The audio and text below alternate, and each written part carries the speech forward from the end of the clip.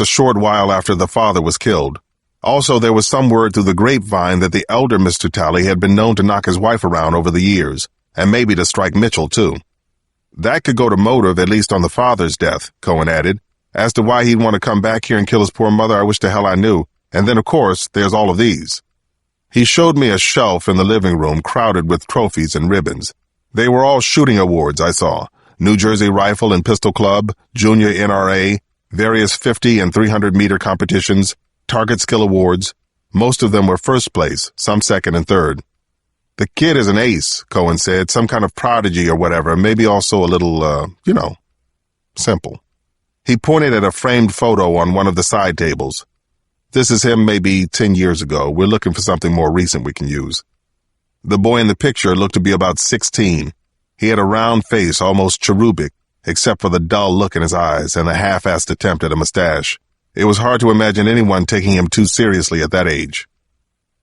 The guns are his power, I thought. Always have been. I looked back over at all the trophies and awards. Maybe this was the one thing Mitchell Talley had ever been good at, the one thing in his life he'd ever known how to control.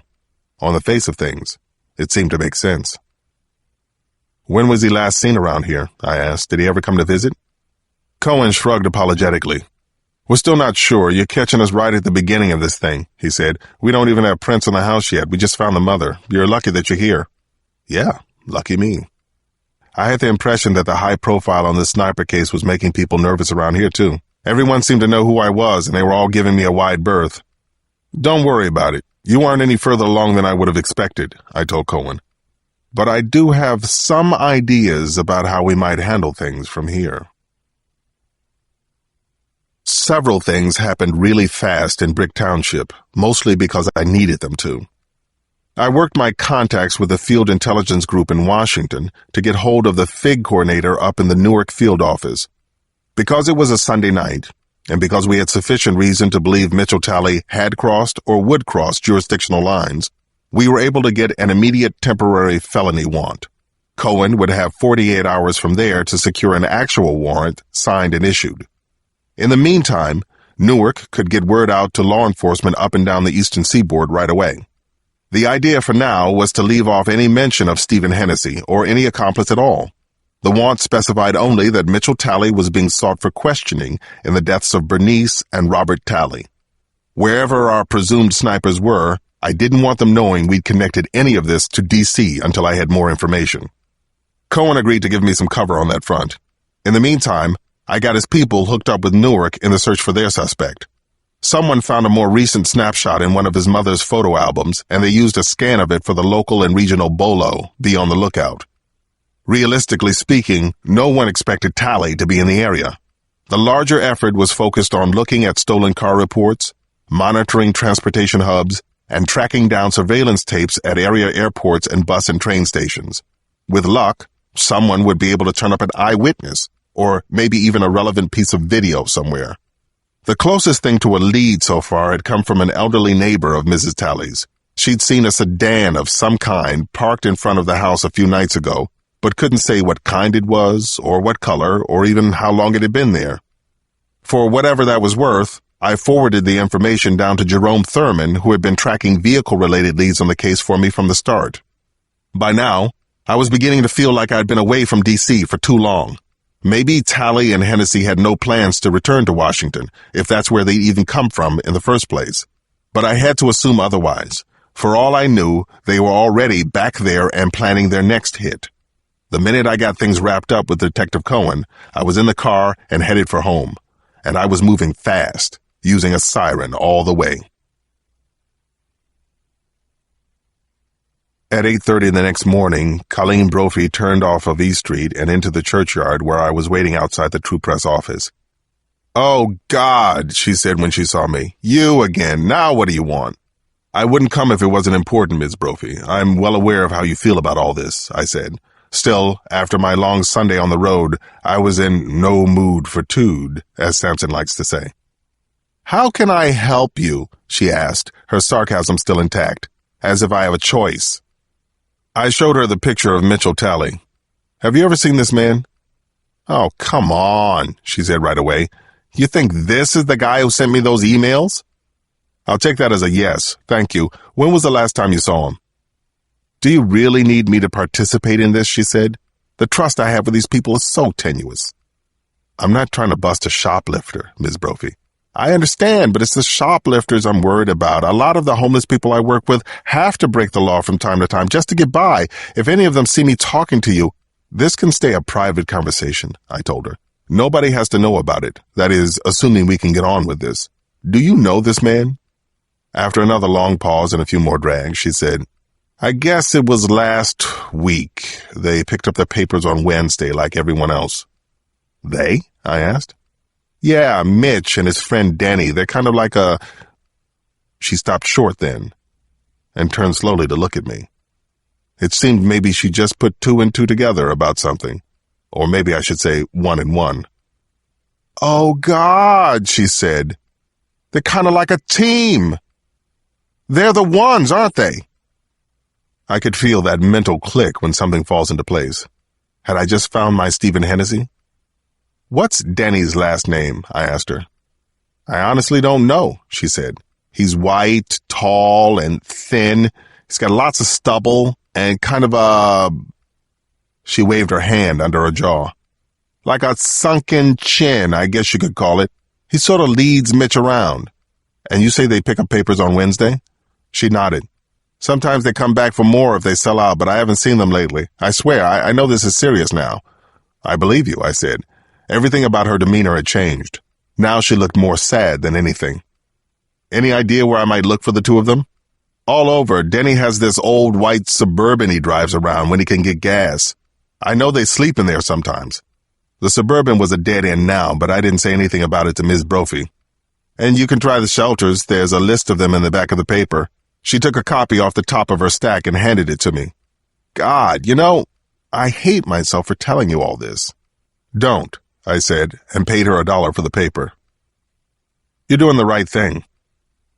Finally, I thought. After a long day of canvassing homeless shelters and soup kitchens, I wasn't any further along than I'd been that morning. For all I knew, Tally and Hennessy were still in New Jersey, or gone to Canada, or up in smoke.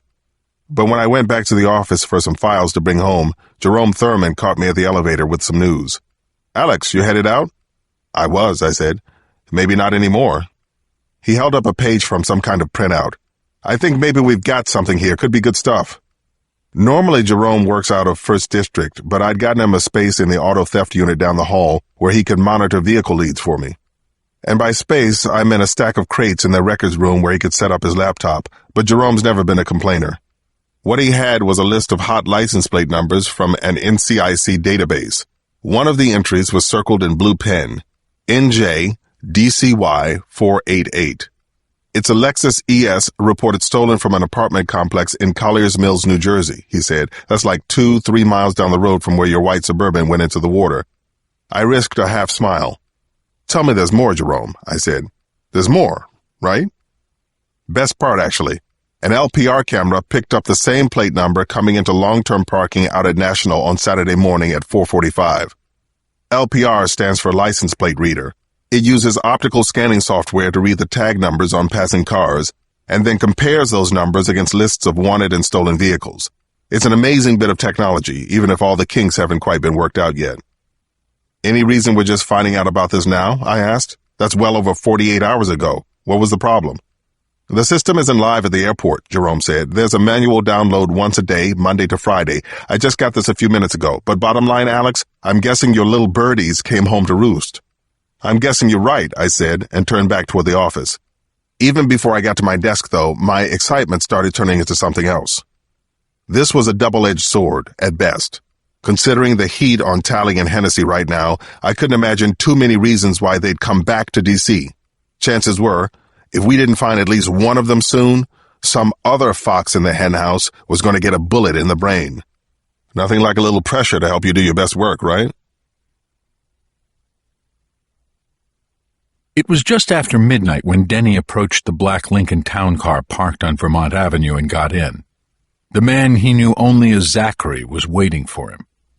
Zachary's usual nameless driver goon was sitting face front at the wheel. The clock's winding down on this thing, Denny said straight out. We need to put it to bed before it all blows up. We agree, Zachary said, like it was his decision. Like the big man in the ivory tower, whoever he was, didn't pull the strings, write the checks, and call the shots here. Zachary took a plain manila folder out of the seat pocket and handed it to him. This will be our last arrangement, he said. Go ahead, take it. Arrangement? This guy was too much. Inside the folder were 2 dossiers, if that's what you could call them. A couple of pictures, a few paragraphs, and some Google maps slapped together on copy paper, like somebody's shitty little school project. Wherever the boss man spent his billions, it sure as hell wasn't on document prep. But as for the names on those dossiers, now they were impressive. Well, Denny said. Looks like your man wants to go out with a bang. That's a pun, little joke. No extra charge. Zachary pushed his pretentious horn rims a little higher on his nose. Just focus on the material, he said. It would have been nice to go upside this guy's head one time. Nothing major, just enough to put some kind of expression on his face. Any expression at all would be a big improvement. But this was no time to start coloring outside the lines, so Denny kept his mouth shut and took a couple of minutes to absorb the information. Then he slid the manila folder into the seat pocket and sat back again. This part was all rote by now. Zachary reached over the seat, took the canvas pouch from Mr. Personality in the front, and put it on the armrest. Denny picked it up. Right away he could feel it was light. What the hell is this? He said, and dropped it back on the armrest between them. That, Zachary said, is 1/3. You'll get the rest afterward. We're doing things a little differently this time. The hell we are, he said. And just like that, the driver was up and over the seat with a fat .45 shoved halfway up Denny's nose. He could even smell traces of gunpowder. The weapon had been used recently. Now listen to me, Zachary said, more like purred. You're going to be paid in full. The only change here is our terms of delivery. This is bullshit, Denny said. You shouldn't be messing around with me now. Just listen, Zachary told him. Your incompetence up in New Jersey was not appreciated, Stephen. Now that the authorities know who you are, this is just good business practice. So are we going to have a smooth finish to this thing, or not? It wasn't a real question, and Denny didn't answer. What he did was reach down and take back the canvas pouch. That spoke for itself. The .45 was dislodged from his face and the driver pulled back, although he didn't turn around. Did you see the car parked behind us? Zachary asked softly, as if they'd been sitting here having a friendly chat the whole time. And yes, Denny had seen it. An old blue Subaru wagon with Virginia plates. His spotter's radar wasn't something he turned on and off. What about it? He said. You need to get out of the city. We've got too much exposure here. Take Mitch and go somewhere discreet. West Virginia, or whatever you think is best. Just like that? What am I supposed to tell Mitch? Denny said. He's already asking too many questions. I'm sure you'll think of something to handle him. And take this. Zachary handed over a silver Nokia phone, presumably encrypted. Keep it off, but check it at least every 6 hours, and be ready to go when we tell you. Just out of curiosity, Denny said, what's this we shit anyway? Do you even know who you're working for? Zachary reached across and opened the door to the sidewalk for him. They were done here. This one's your big payout, Denny, he said. Don't blow it. Don't make any more mistakes either. For the second day of canvassing at homeless shelters, I did what I already should have and pulled in more of my team, including Sampson. I even called in that favor with Max Siegel to see if he could spare any warm bodies. Max surprised me by showing up himself along with 2 eager young assistants. We split up the list and agreed to come together at the end of the day to check out mealtime and evening sign-in at one of the larger facilities. At 5 o'clock that afternoon,